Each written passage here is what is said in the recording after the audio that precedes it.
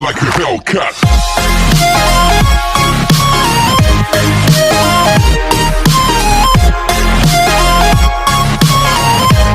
Hello guys, welcome back to my channel. Today I gonna teach you understanding and testing of resistor.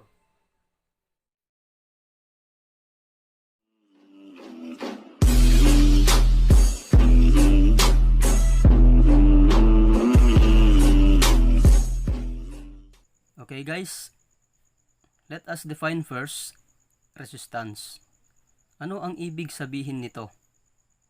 Resistance defined as the opposition to the flow of electric current that can be produced by the applied voltage. Sa madaling sabi, nililimitahan nito ang pagdaloy ng kuryente dala ng boltahe sa isang serkito. This resistance can be measured in ohms. Now, ano naman ang resistor? Resistor is a component used to limit, to resist, and or to oppose the flow of electrical current in a circuit. Ito yung mga pyesa, guys, sa electronic na ginagamit para limitahan, no, yung pagdaloy ng kuryente sa isang sirkito. Okay? So, example na nito, ito ay isang resistor. Ito, mga maliliit dito, mga yan, may kulay, yung mga may color coding na nakikita natin in this circuit. So, ito, may mga walang kulay pero inilalagay yung value in ohms. So, nakikita natin iba-iba. At saka mayroon ding ganito. Okay? So, yung dalawa dito ay example ng variable resistor natin. Tinutawag namin ito na potentiometer. Ito naman ay isang fixed resistor. At saka ito, guys, lahat yan ay hindi na pwedeng palitan yung resistance value nila. Ito, pwedeng palit-palitan. Okay? Kaya nga, tinatawag natin na variable resistor ang dalawang ito. Okay. So, mayroon din tayong dalawang karakteristik na dapat isaalang-alang sa paggamit ng resistor natin. Lalo na kung mag-troubleshoot na tayo or magpalit ng mga sirang resistor. So first is its resistance na dinefine natin kanina. So its resistance value is in ohms, no? So example, ang variable dito ay pag napapansin natin 50K ang nakasulat. Kaya ito ay isang 50 kilo ohms na potentiometer. Ito naman, pag nakikita, no, 10K ohms, no, yung value ng potentiometer. Meron lang siyang switch, no? Ito yung switch niya. Okay? So, yung mga iba, yung fixed type natin, may mga value kagaya nito. Pag nakikita natin, 3.3 ohms J, no? So, yung J dito, yan yung tolerance, guys. Yung mga yan, no? Yung gold dyan, gold dyan, gold din dito, gold. So, lahat ng mga example ko dito ay may gold na kulay sa kanyang mga tolerance, no? So, may 4.7 kilo ohms. Okay? Mayroong 68 ohms. Mayroong 150 kilo ohms. 390 ohms. At saka guys, mayroon yung maliit dito. Pag napapansin natin, 5 band siya, no? Kumpara dito, 4 band. 4 lang yung mga kulay. Ito may 5 na kulay. So remember guys, sa pagpalit natin ng mga resistance value ng mga sirang electronic component, mas especially dito sa resistor natin, no, ay wag nating palitan ng mas mababang resistance or yung mas mataas na outside its tolerance value. Okay? Kasi may epekto sa mga sirkito natin pag pinalitan natin ng mas mababa or mas mataas naman. So, ikalawa na karakteristik na dapat i-consider natin pag tayo'y nagpapalit ng mga resistor sa kinukumpuni natin ng mga sirkito, electronic circuit, ay yung power rating. No? Yung power rating guys, yun yung physical size. Kung ikumpara natin ito sa mga maliliit na mga resistor natin, ito ay kaya niyang i-absorb, kaya niyang i-handle yung mataas na init, no? Kumpara sa mas maliit. Ibig sabihin, mas matibay ito sa init kumpara sa maliit na resistor. So, yan yung ibig sabihin ng power rating ng isang resistor. So, example, 7 watts. Ito, yung mga maliit dito, 1/8 watts, no? Maliliit. Ito naman, 1/4 watts. Okay? Ito, 1/2 watts, 1 watt, 2 watts, 4 watts, and then ito, 4 watts din. Okay? So, may mga mas malalaki pa na mga sizes ng resistor natin. Again guys, sa pagpalit naman ng mga power rating, no, ay hindi pwedeng mas mababa.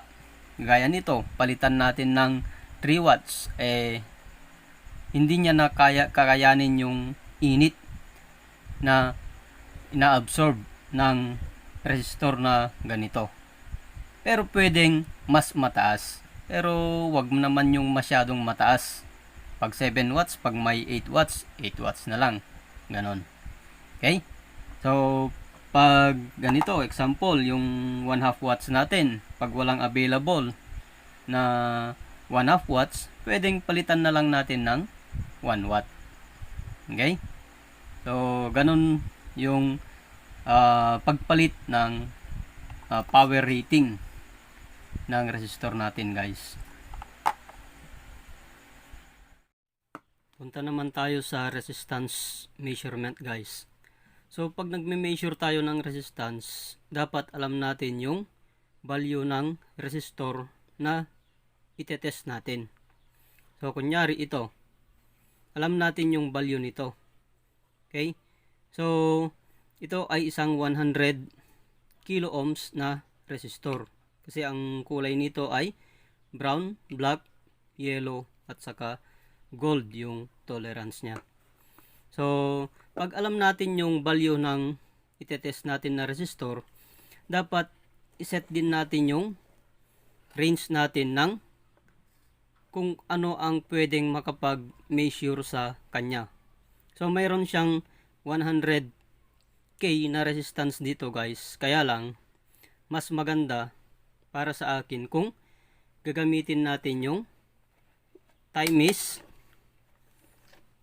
1K. Kasi sa scale nito ay may 100 doon. So, yan yung 100 niya. So, 1K times 100 dito, magiging 100K din yan, guys. So, another is, pag mag-test tayo ng resistance, dapat wag sa nakakabit sa sirkito.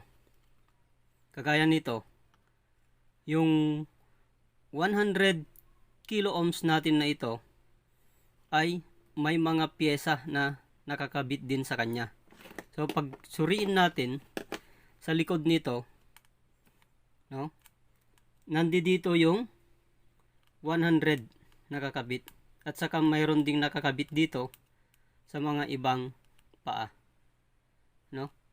So kaya maapektuhan yung resistance measurement nito pag in-circuit test yung gagamitin natin.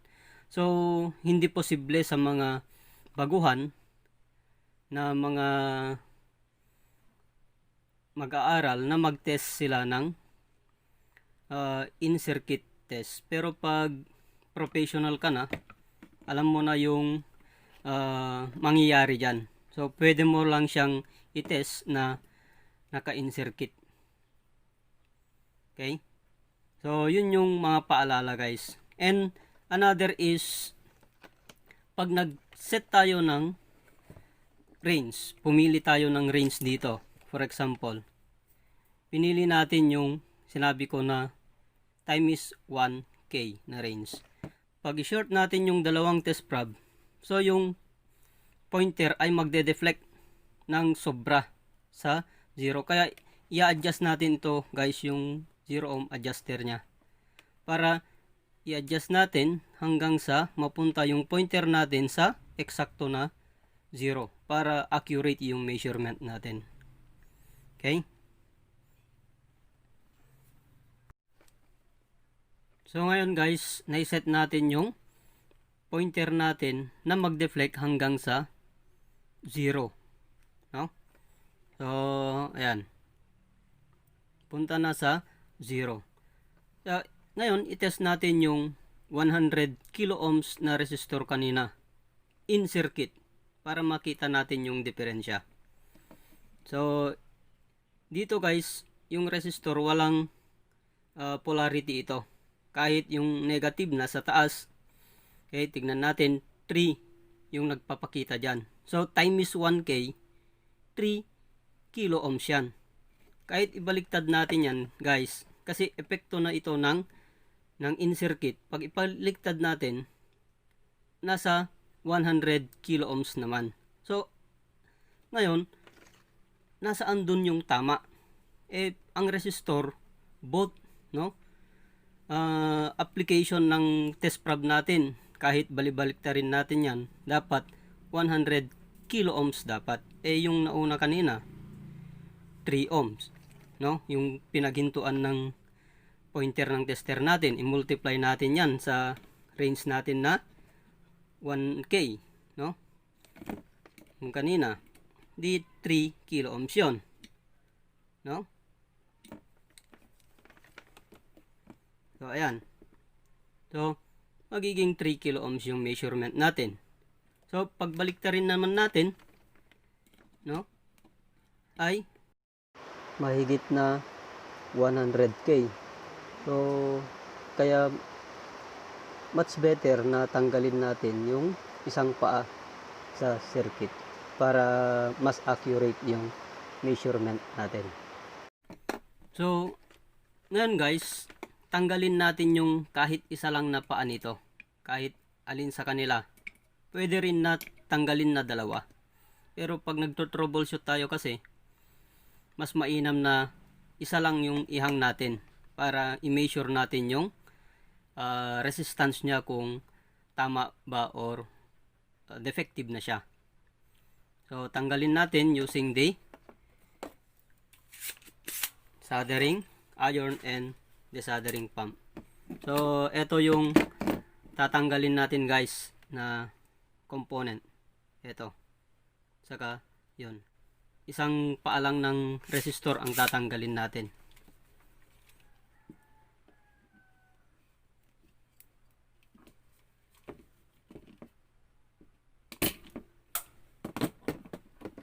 So ayan na guys. So pwede na nating i-lift yung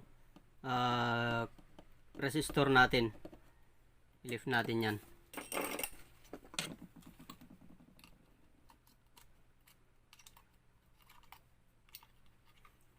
So eto na, nakahang na yung isang paa. So pag i-test natin yan, no, both forward and reverse application of our multimeter, yung ohm meter natin, no, dapat magkapareho yung ipapakita na result sa atin. So yan yung result, unang result natin,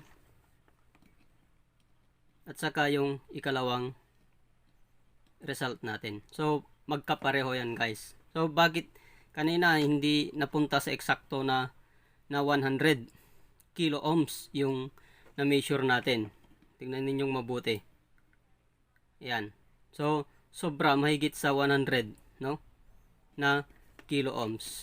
Yan, yung kabaliktad niya. Nakahang na yan. Pero magkapareho yung test result natin. So ang nagpapatunay niyan guys kung bakit hindi siya eksakto sa resistance, no, nitong resistor na 100 kilo ohms ay yung tolerance niya. Okay? So yung tolerance guys ay may malaking role dito sa testing of resistor natin. So yung nandito na 100 kilo ohms na resistor natin ay may 5% na tolerance, yung kulay gold. So ang gagawin natin dyan ay i-multiply natin yung 100,000 or 100 kilo ohms by 0.05. So yung 0.05 dyan guys ay yan yung 5% natin. I-convert ko lang sa decimal number. So makukuha natin dyan ay pag i-multiply natin 5,000. So ang gagawin natin ay i-plus at saka i-minus natin yung 5,000 dun sa nominal value ng resistor na ito, yung 100 kilo ohms natin. So 100,000 ohms plus 5,000 magiging 105,000 na yan. So yan yung maximum na dapat ma-measure natin sa resistor na ito. Kung lalampas na dyan, for example 150,000 ohms na yung makukuha natin, masabi na natin na nag-change value. Pero karamihan dito guys, magiging infinite na. So hindi na gumagalaw yung pointer natin kagaya yan. So